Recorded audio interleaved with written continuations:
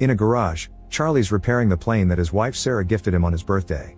Sarah interrupts him to tell him she's leaving soon for a business conference in London. She invites him to come with her again, but Charlie turns her down because he has lots of work. Sometime later, Charlie arrives at the CIA headquarters. On his way to the decryption and analysis department, he goes through all the security scanners that he invented and finally gets to work.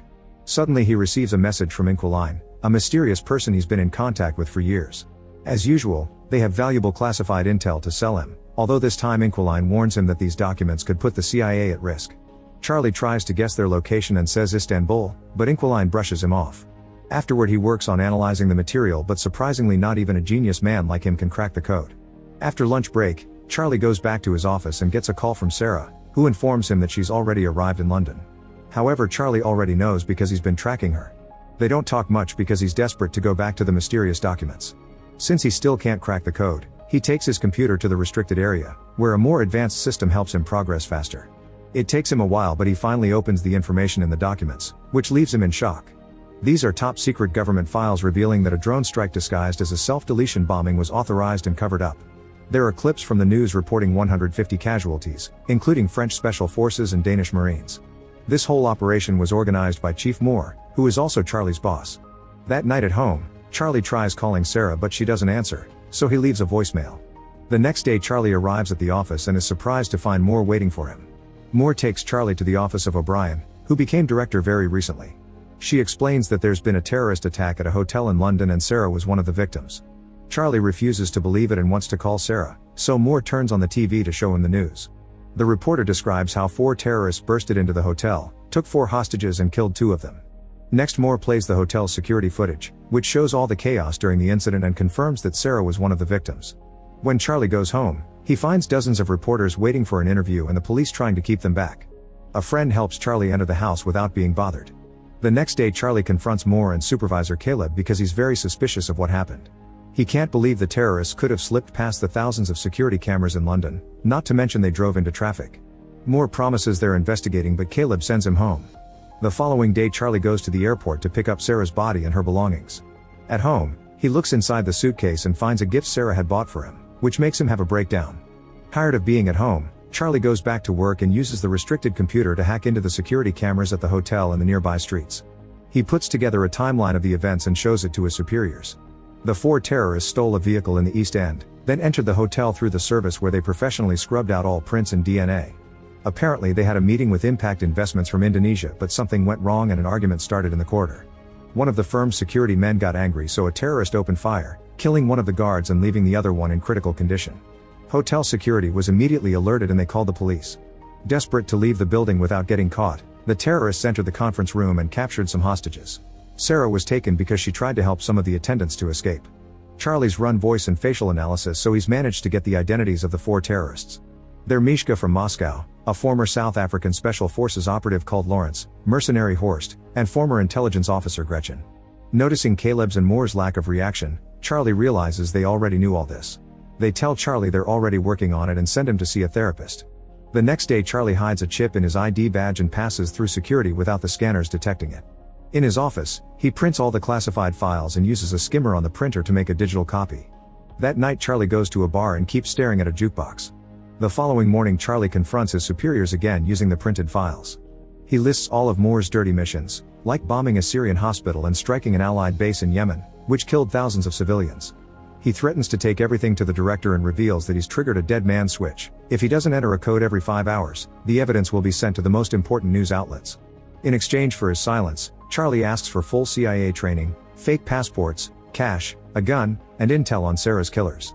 After the meeting, Charlie returns to his car and throws up because of the stress. In the office, Moore says that the dead man switch is a bluff, but Caleb points out they can't risk it. They'll search for the trigger if it's indeed a bluff, then they can arrange a deadly accident during training. Sometime later Caleb and his team try to understand how Charlie copied the confidential files. They discuss the possibility of a skimmer, which wouldn't work on their secured computers but could be used on a printer.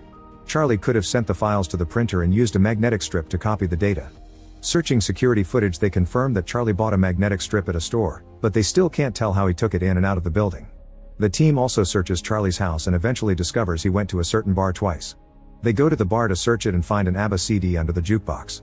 Caleb chooses that CD in the jukebox catalog and only noise can be heard, so they take out the CD that Charlie left behind. Meanwhile, Charlie arrives at a CIA training facility, where he's welcomed by Colonel Henderson. They start at the shooting range, but unfortunately Charlie isn't a good shooter. He needs to get really close to the target to shoot the right spot. However, when it comes to making bombs, Charlie works outstandingly fast, impressing Henderson. Next, Charlie needs to learn his new identity, so Henderson harasses him and throws him around so Charlie can still recite his new information even under pressure. Lastly, they get the new passports done. That night, Henderson goes to Charlie's room and tells him he isn't a killer, but Charlie insists he wants justice. Then Henderson pulls out a gun and gives it to Charlie, asking him to aim at his chest. Charlie's hands won't stop shaking and he ends up lowering the gun. At the office, the agents spend several hours decrypting the information in the CD until they discover that Charlie had been bluffing about the dead man's switch. They immediately inform their superiors, unaware that Charlie is spying on them. It turns out that the chip he hid on his badge was actually a bug that he planted on the files he gave to his bosses. Moore immediately calls Henderson and tells him to arrest Charlie, however he's already escaped. After hanging up, Moore finally sees the bug on the files and talks to Charlie directly to tell him this is treason. Charlie gets rid of his earpiece before boarding a plane. Once Charlie reaches London, he goes through customs and starts making his way to Paris. His fake passport appears in the CIA's computer, so Moore sends Henderson after him. In Paris, Charlie rents a hotel room near the restaurant where Gretchen is frequently seen. Eventually she shows up and is close enough for him to start tracking her phone. Charlie then spends the day outside Gretchen's building and waits until she's gone. When a tenant comes out, he uses the chance to get inside. Then he follows an online video to pick the lock of Gretchen's place. Charlie begins searching the apartment and takes pictures of Gretchen's schedule. He also finds a gun in a drawer, so he decides to keep it. At that moment his tracker warns him that Gretchen is coming back, so he rushes to the stairs to wait for her. However, when she finally comes home, he can't pull the trigger. Feeling disappointed, he rushes back to the hotel and pretends Sarah is waiting for him. After calming down, he takes a close look at the pictures and learns that Gretchen has been going to the hospital often. Hacking into her health history reveals she has allergies. The next morning, Charlie buys tons of flowers. Then he waits at the cafe until he sees Gretchen and follows her to the hospital. Gretchen is going through some tests, but the doctor notices that the computer screen is malfunctioning, so he leaves the room to request help. Charlie comes in dressed as a doctor and locks Gretchen inside the machine. She starts to panic, but Charlie ignores her while filling the chamber with pollen. The doctor and a nurse hear the noise, but the door is locked too. Gretchen starts to get weak because of her allergies, and Charlie says he'll help if she tells him where to find Horst, since he's the one who shot Sarah. The allergies don't let Gretchen talk, so Charlie opens the chamber, only for Gretchen to push him against the desk. They start fighting all over the room, throwing each other against every piece of furniture. Charlie takes out his gun, but Gretchen brings him down and opens the door to finally run away. A desperate Charlie follows her to the street, but before he can shoot, Gretchen is struck by a car. Horrified by the body, Charlie forces himself to come closer to grab her phone. Then he runs away and throws the lab coat in the trash. At the hotel, he washes off all the blood and packs his things.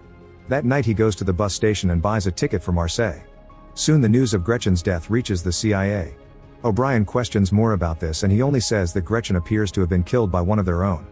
That night Charlie goes to a bar and drinks a lot to drown the guilt he feels over Gretchen's death. He thinks he sees Sarah dancing, but a closer look reveals it's a woman that looks like her. Then Charlie notices Henderson approaching him and panics. He pushes people until he manages to leave the bar and runs through the streets until he finds a different bar to hide in. Henderson follows him there too, so Charlie rushes to the bathroom and locks the door. Unfortunately, there are no windows here, so Charlie has no choice but to come out. He joins Henderson at the bar and learns that he found him by tracking Gretchen's phone. After a short chat, Charlie reveals a timer on his phone and runs out before a bomb explodes in the bathroom. Chaos takes over the bar and Henderson loses sight of Charlie. The tracker on his phone doesn't work anymore either. The next morning Charlie contacts the Inquiline to get their help and leaves on a cargo plane to Turkey. In Istanbul, he goes to a restaurant and texts Inquiline. Noticing a man's phone ringing, he tries to approach him but is blocked by a woman who tells him to check his phone. Then Charlie leaves the restaurant and the woman approaches him again, confirming she's Inquiline. She already knows about his wife, so she makes him hide his hat and backpack in a shopping bag. Inquiline wants him to pretend to shop for a while and meet him at a garage. Moments later Charlie meets with her again and she drives him to her home. During the trip Inquiline shares that she became a hacker 6 years ago after her husband died. He was a CIA asset and worked for Russian intelligence. In fact, he was the original Inquiline and taught her everything. The official story says he accidentally fell from a window. When they reach her home, Inquiline says this is the only place she's managed to stay longer than 3 years and admits she's tired of running. If the Russians ever come for her, she has a gun to self-delete. Then they start talking about the case. Horst is the leader in charge of hiring mercenaries for more. Lawrence is an arms dealer, so Inquiline volunteers to pose as an arms seller to contact him. Lastly there's Mishka, who travels frequently and posts everything online. They inspect the pictures closely and find a woman with him. Facial recognition takes them to her Instagram account and they confirm she's in Spain. The next day Caleb tells his team to keep eyes on the terrorists to find Charlie. O'Brien meets with Moore and tells him she wants him to stop running Black Ops without her authorization. Moore says her predecessor gave him the same speech, so he'll tell her the same thing he said then. She has his full support. After the meeting, O'Brien gets in her car and her assistant shows her a picture of Henderson in Spain. It's confirmed that Moore sent him, so O'Brien sends one of her own agents after him. Meanwhile, Charlie and Inquiline find Mishka by hacking into a hotel's security cameras. Charlie then travels to Madrid and stays at the same hotel. He learns that Mishka likes swimming in the pool that connects two buildings by their roofs. At the same time, Henderson tracks Charlie down in the area. The next day, Charlie starts building a device that will help him get Mishka and hides it inside the hotel. Afterward, he follows Mishka to the bar, unaware of Henderson in the lobby. Charlie sees a suspicious man at the bar and realizes he's seen him before, which means he's being followed. He tells Inquiline through his earpiece, so she searches his face and confirms he's a CIA agent. She also sees Henderson on the camera and tells Charlie to abort, but he wants to stick to the plan. When Mishka goes to the pool, Charlie confronts him to ask where to find Horst. If he doesn't talk, the pool will be destroyed. Mishka doesn't believe him and starts swimming away, so Charlie presses a button and the glass starts to crack. A desperate Mishka starts swimming faster, but it's too late. The glass breaks and he falls to his death while the water floods the street. Then Inquiline warns Charlie that Henderson and the other agent are coming closer and gives him directions to escape. A chase ensues and Henderson almost catches him, but at that moment the other agent also attacks. The man tackles Henderson and they start fighting in the laundry room. Charlie watches how they keep throwing each other all over the room and Henderson puts the man's head inside a washing machine. The agent pulls out a gun and shoots Henderson, only for him to steal the gun and shoot him back. Then Charlie comes inside and wonders if he should help them, but Inquiline reminds him to run away. The next day, O'Brien brings Moore to her office and asks about Charlie. Moore says he's on bereavement leave and she lets him go before revealing she's got footage from the hotel. Meanwhile, Caleb and his team look at the same footage and realize Charlie had help. They look at Charlie's encrypted chats and finally find the messages from Inquiline. After a long search, they discover the file of the dead agent known as Inquiline and guess that his wife must have taken over. That night, Charlie and Inquiline agree to sleep next to each other just for company. However, they're woken up by Inquiline's bird screeching and they see a bunch of agents approaching on the security cameras. The duo immediately runs through a hidden tunnel in the wall and as they make their way out, Charlie sees a drone in the sky. By sneaking into another building, the duo manages to keep going and leaves the neighborhood right before the agents storm into the house. The computer is already deleting all the files, so there's nothing left for them. After running down the beach, the duo gets to Inquiline's car and they're seen by the drone. Soon the agents come after them with open fire, even following them on a boat. After a long chase, the agents manage to damage the car enough to make it stop and Inquiline is mortally wounded. Charlie has no choice but to push the body to the other seat and take over the wheel so he can keep driving until he finally loses his pursuers. Later, he leaves the car in the garage and kisses Inquiline goodbye. The next day, Charlie contacts Lawrence and pretends to be an arms dealer to arrange a meeting. Then Charlie buys new electronics and travels to Romania. In an abandoned building, he records his own face and hacks a security feed in Berlin. Now the CIA thinks he's in Berlin and sends their people there. When Lawrence finally arrives, he finds a ringing phone on a chair. Charlie tells him to look inside a box and Lawrence finds a bunch of bombs. If he moves, they'll detonate. As Lawrence notices a picture of Sarah in the box, Charlie appears behind him asking Horst's location and promising to deactivate the bombs if he cooperates. Lawrence explains that Horst operates in Russian waters and typically receives deliveries at a Baltic seaport. Charlie then asks how to contact Horst, so Lawrence says he only gets messages through secret codes from his men. All the numbers and names are on his phone, which he tosses on the ground. After grabbing the phone, Charlie leaves and hears the bombs killing Lawrence in the other room. Soon the CIA gets the news of Lawrence's death in Romania and they realize they've been looking at fake footage. Later in a Russian hotel, Charlie imagines Sarah with him and opens the gift. It's a puzzle that he solves quickly and has a sweet message from his wife inside. In the morning, he goes to the port and sees a suspicious vehicle. He sends the code to Horst's men and sees a guy by the suspicious car check his phone. He follows the man and takes pictures of his boat before leaving. After buying some tools, Charlie goes back to the hotel and tracks down the yacht that the boat belongs to by searching its registration number. He also studies the sea routes Horst might be using.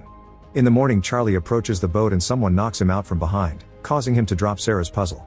Charlie is taken to the yacht where he finally meets Horst, who found the bomb Charlie hid earlier. Horst has noticed that Charlie killed the others indirectly and thinks he's not capable of doing it face to face. He hands Charlie a gun and asks him to do it, but Charlie can't and puts the gun down.